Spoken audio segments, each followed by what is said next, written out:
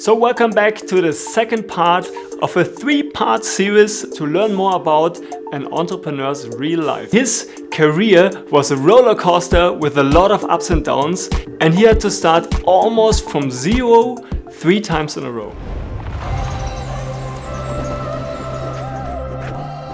His name is Franz Buchenberger, and he built, scaled and exited several businesses in a row. If you do startups, you know what you do is crazy, right? You have super bad odds, like 5% of startups succeed, 95 fail. Well, the first one failed. It was a mistake that we wanted to go public at all. So we were not eager, especially me, to plan for another IPO. I was fed up with IPOs, basically for the rest of my life, I thought. In this episode, he's going to reveal how he applied the learnings from his first company to get his second one profitable in just under 8 months, without any external funding. Let's build something quickly and really focus on revenue generation this time. 2 people building the product, 2 of us were just doing sales. So we were profitable after 8 months. We never raised any money in this company. But in the end, we decided to sell this company for just a few millions. So what exactly did he do that led him to a successful exit? Watch this and enjoy figuring it out. So 4 of us started the next company, and I did this with 3 people. 2 of them were co-founders of the first company. A third one was also an early colleague. And I was upset with investors. So this time I did not want to start with Let's investments. do the other way around. Yes. Yeah. So I said, okay, let's build something quickly and really focus on revenue generation this time, right? Mm-hmm. So really bootstrapping. Like put the second phase to the front? Yep, absolutely, yes. Uh-huh. And because we knew what we wanted and had 2 of them were genius engineers, we really had in, again, 3 months the next beta product of a new kind of business idea, which was basically a collaboration software. So a little bit like, it was not video, but it was audio conferencing, screen sharing, and just a simple browser-based product where you could collaborate with people. And we picked an industry which initially was education. And so went after all the education companies to really use this for remote training and education and so on, right? And since we were only 4 people, again on moderate salaries, we became profitable after 8 months or something like this. So from start to getting profitable with 5 people, you said? 4 people. 4 people within like below a year. Yeah, 8 months really. After 8 months, we could cover our salaries, right? How did you do that? What was your thinking behind getting to that stage? Well, we were good on the technology part. We could build the product quickly. And 2 of us were just doing sales, right? So we had no whatever inefficiencies at all. 2 people building the product. There was no marketing because it was all direct sales. And 2 of us were just calling up potential customers. So you were selling B2B? B2B, yes. We were using our own product, which was good. Yeah. Said, here you can log in and we'll show you the product while we talk through it. One USP was really that you did not need a browser plugin. That was a learning from the first company, that if you need to install any software, it becomes difficult. Make it easy to be used. Exactly, yeah. The name of because you say easy, the name of the company was Foroso, and it was an F, an R, and an S. And the F was for focus, the R was for reliability, and the S was for simplicity. Cool. And the simplicity was really that you could send out an invite by email and somebody clicked the link and was in our meeting room, basically, right? It's very interesting. In my own company, this was the motto of the development team from the early on: simple, fast, reliable, which is kind of related, right? Very similar, yeah. Yeah, similar. Pretty interesting. Yeah, so we were profitable after 8 months, but just with 4 people. We did not raise any money. We never raised any money in this company. And then as we generated more revenue, we were adding a few more people. Mm-hmm. And after just 2 years, we got an offer from a public British company that wanted to buy us very early, right? And the question was, do we want to scale and raise money or do we want to sell? And I mentioned these 100-hour weeks in the first company in the beginning and then going down to 80. And this company, we did like a half-time job with 40 hours per week. Everybody felt like, we work half-time and otherwise we kind of are free.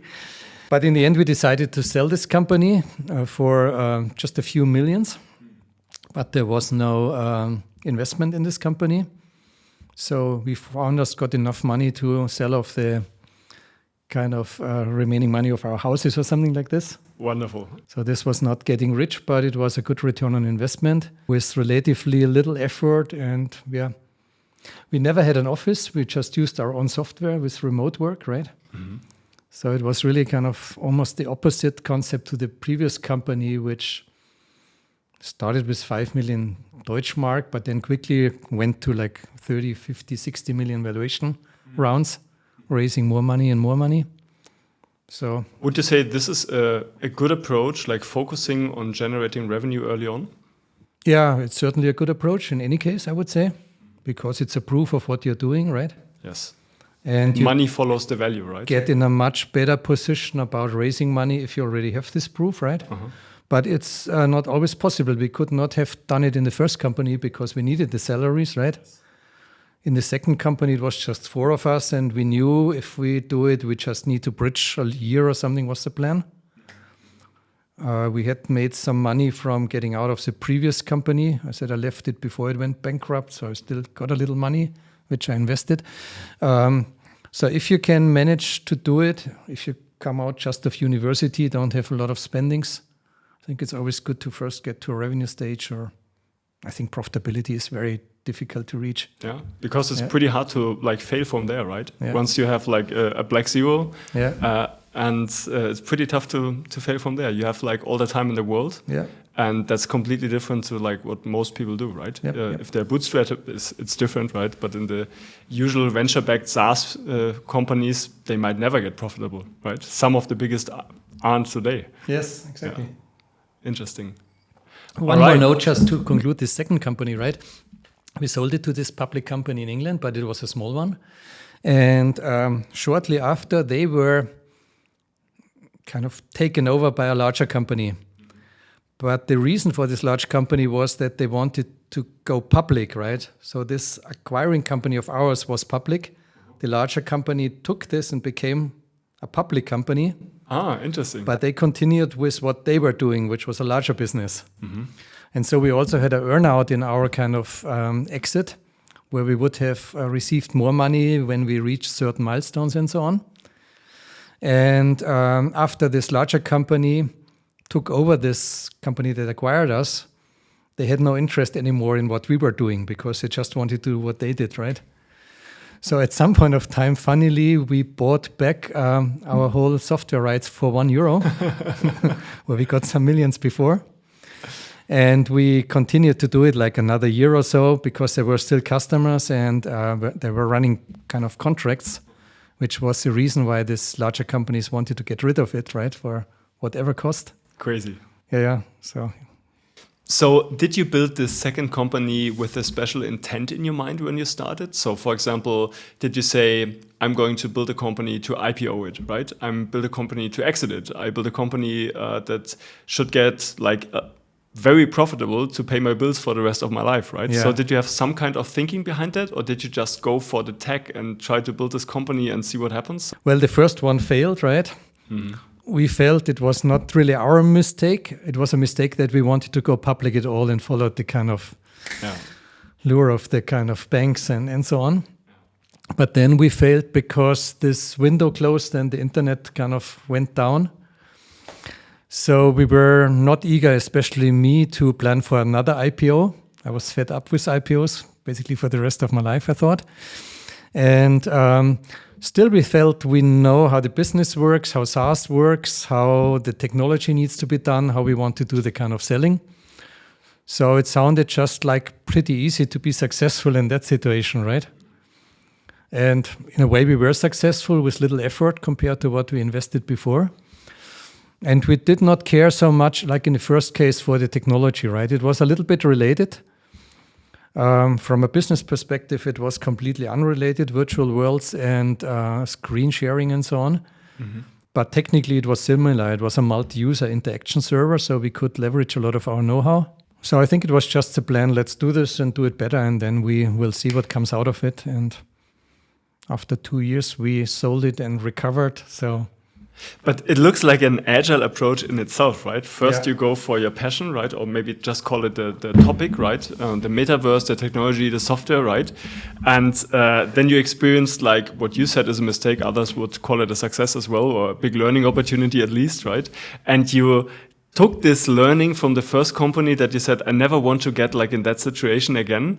And took the second part as the first part, right? And tried to get profitable as fast as possible within 8 months, which is amazing, right? Big congrats on that. I don't know a lot of people who can do that. Maybe as solopreneurs, but you know, as a whole company. And then you said, okay, where can we get from there? And then you actually accepted the offer, right? And exited the second company. So you learn from your past mistakes, which I think is like what every human should do, right? This is how we get better. And what's really interesting there is that most people I know, and myself as well, always think like their first company has to be a success. And the question is if this is the right mindset, or if a better mindset could be something like, let's learn the most out of my first company as fast as I can, and then apply all those learnings to my second company, right? Yeah, it's a bit theoretical, right? If you're in your first company and you know this, you always give it 100% and you always believe in the success, right? Until it ends badly, you never think it could end badly, right? You always think there will be something that will change it for the better and so on. So I think it's a little bit of a comfort afterwards to say I've learned a lot, which is true. Yeah. But I would not advise someone to do the first company just to learn something. Of course, you learn something, but True. whatever you do, do it to be successful, right? Why shouldn't the first one end also as a positive one, right? So. Yeah. I'm just thinking about this roller coaster that you mentioned, right? And in hindsight, like always the downs are the ones where you learn the most, right? That's the highs true, yeah. are usually not the ones where you get a lot of insights, right? It just feels the lows better. are things, because if you do it as a serial entrepreneur, right? I think the main formula for success is that you don't repeat the same mistakes, right? Very true. There are plenty of mistakes, but they are in categories, right? There are finance mistakes, there are setup mistakes, how you set up your corporate structure, there is product mistakes, there are business model mistakes. And if you avoid a high percentage of the typical mistakes, I think your odds to succeed go up tremendously, right? Fail fast, but learn from it. All right. You Don't do the same mistake that you succeed twice. from 0.1% up to 3% or something. One thing I found really interesting is that you said in the first company you were putting in like 100 hours a week, right? Which is crazy. Yep. You don't have a life despite your company, right? Absolutely, yeah. And the second one, you said it felt like a half-time job, right? Yep. And most people consider 40 hours a week a full-time job, right? Yep. And maybe can you share some thoughts about what was the better way for you, right? How you changed it? Did you get like more structured, more focused, or did you just put in less hours but had a better model working, right? Something like that. So how is your thinking about these two different approaches that you had in the first and the second company? I think every startup for the founders is like a hamster wheel, right? You get in and it has a speed and you run as fast as it turns, right? And the moment you slow down, you fall out or the company breaks, right? Yes. So my first company was like starting with 5 million Deutschmarks with a subsidiary in the US. At some point of time, 80 people in Munich, 50 people in San Francisco. This is a high-speed hamster wheel, right? Mm-hmm. So I could only run this game with 100 hours or later 80 hours, never under 80 hours, right? Mm. The second one was different setup, just 4 people, no investors. So it was almost like this slow turning wheel was enough, and it was almost difficult to accelerate it with more hours. Of course, you can call 2 more people every day. Instead of 10, you call 12, right? But it did not seem to make a difference really whether we would call 10 or 12, right? We needed to succeed with a few, improve our product. Mm-hmm. So this business had a slower velocity and a slower speed, right? What is better? Okay, of course, for my family, the second model was much better, right? The first one was super, super exciting. The learning was faster. I did not learn so much in the second one. I learned so much in the first one. So, I don't know. I think every business has its intrinsic speed in a way. Interesting. So, second business sold. You took some money out of that, right? You could increase your lifestyle, did anything like special change for you in terms of thinking, how you thought about like your work, your career, what you want to do in your life, right? Did the money change anything there, or was it more like a hey, nice, I take it, and what do I do next? Yeah, I think it was nice to take it. It was not life-changing, 100 million money or whatever, right? It was just I could pay for my house or something, which is nice. Otherwise, I would have had to pay another 10 years the loans and so on. I think what was most important for me was that the second time was a success, right? I think if it would have been another failure, you got accredited successful entrepreneur from now on. I would have had my doubts whether this is working for me at all, right? And so I think getting this success check mark was super important for me. I have the same feeling. That this is something, at least myself, I'm striving for this as well, right? So this kind of check mark, which is crazy, right? Because you don't need it, right? Yeah. You don't need, there's nothing, no one looking at you saying, check mark, no check mark, right? But on the other hand, it's kind of to actually feel this success, right? That you could have felt doing the company, getting profitable, right? To increasing, hiring lots of people, creating a great surrounding for all those in those companies, right? But in the end, like this check mark is something that's missing if it's not there. I can relate to that. I think it's super important. And I have a lot of friends also in the Silicon Valley who are serial entrepreneurs, and they always were so eager to get this check mark. Afterwards, everything is so much easier. Interesting. Do you think this is, does it come from the media? Is it something that we count like, okay, now this part of my life is over and I can finally get accredited for that? So what is it? I think it's mostly that if you do startups, you know what you do is crazy, right? You have super bad odds, like 5% of startups succeed, 95 fail. So you always have to justify for yourself, for your family, for your co-founders, why are we doing something that is quite crazy, right? I'm one of the 5%. That's the check mark. Yeah. Okay. And you have to show to all of them that you can still succeed with these odds, right? Wow. And if you can do it once, you can do it more often, and every time it gets easier, I would say. But you work at a low salary, right? You always work under market value. Yes. Partly substantially, right? A lot of my career also later, I worked at like 20 to 40% of my market value. Wow. And that means that you don't have the money for your family, your co-founders don't have this money. I think this is something really interesting because most of the people I know that are in this like I want to get rich quick scheme, they think you start a startup, you get like 10 millions of funding or something, right? And like you earn like a couple of hundreds of €1,000 like every year, and you just get rich on the way, right? And if you have the exit at the end, it's just on top of that, right? Yes. But reality looks different, right? As you said, usually you try to invest all your money in the team, in the company to build this asset, right? And you do cuts on your own salary, right? Which is maybe smart, maybe not, right? Depends on the view.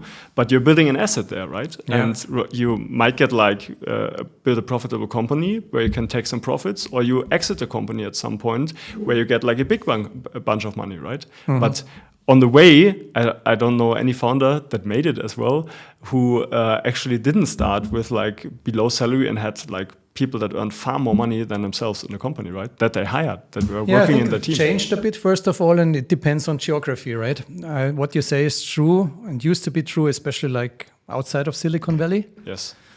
I have a lot of friends in Silicon Valley who got so much money in the pre-seed or seed funding, and their salaries were never an issue. In California, salaries are not an issue at all. You can make a lot of money as a founder in a startup which is well funded, because they see the key resource is really getting the good people together, right? But in Germany and in earlier time, there was always this pressure, as I mentioned before, to sacrifice something and to put more skin in the game, as they say in the US. And I was kind of, my mental model was formed in this time. So also in later times, I always tried to keep costs down, right? Hiring younger people instead of more expensive older people, training them well. Which also helps to reach profitability faster, which is no issue for Silicon Valley companies, right? They don't care for profitability. They care for growth and fast growth and so on, but the spendings don't matter. So I think it really depends on where you look at. Interesting. So you did another one, right?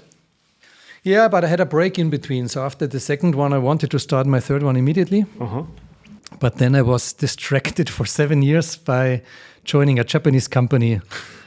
So I worked 7 years for Fujitsu. And this was completely different in a way because it's a huge, huge company, right? And I was more like an executive, right? At some point of time towards the end, I was in charge of 2,000 people, developers, all their strategy. I was kind of running the strategy of the whole software group of that.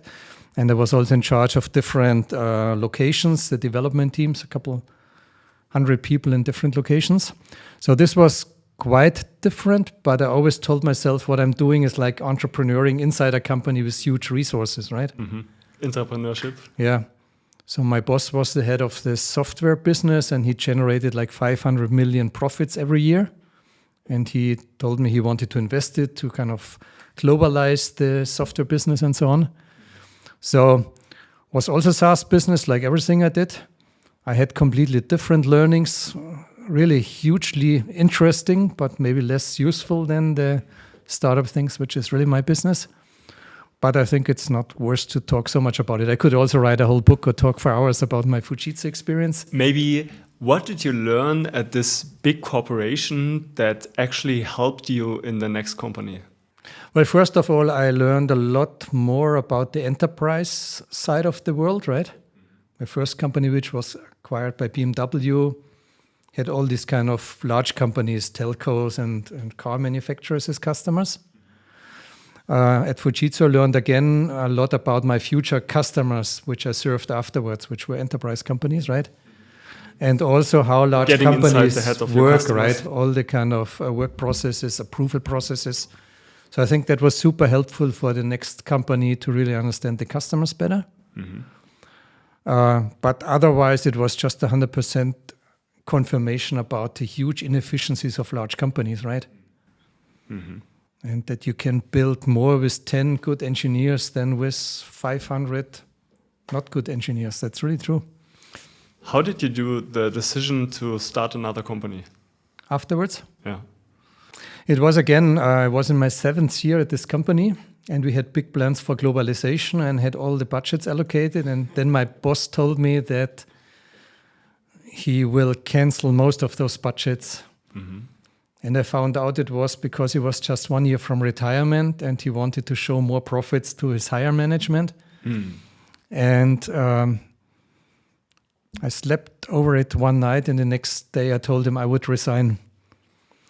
And this was, I got offered a salary of like 500,000 euros.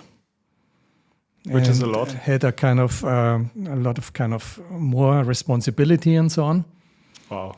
But I had made up my mind and so I simply resigned without having a plan for afterwards. And then I still had my resignation period, few months and so on. And during this time, I started to think about startups and finally started the next company. That was 2012 then.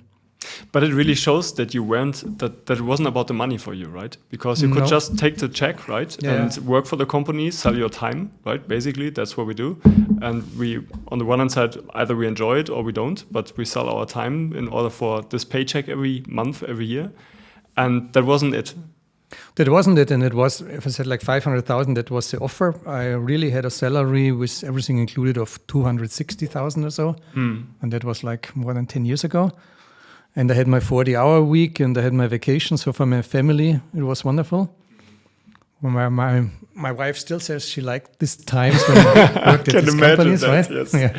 Finally, he has more time for us. Was not super excited when I announced that I wanted to start my next startup.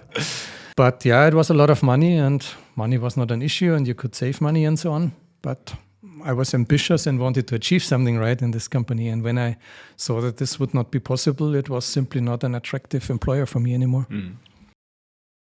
Stick around and subscribe so you don't miss out on the final part of this series. Basically, we started with 0 and over 3 years, we went to a monthly recurring revenue of 1 million with a 30% profit margin, right? We had like 300,000 of monthly profit and we hired in 2013 2017, I think we went from 15 people to 60 people, hired very quickly.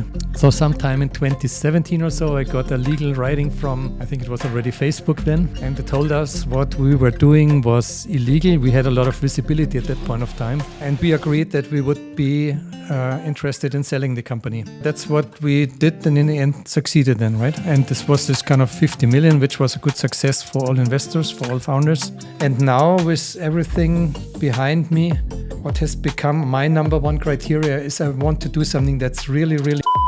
So this is where we're going to reveal what's in the box and where Franz is revealing his big secret, looking back on his career so far. So what would he do differently if he would start another business again?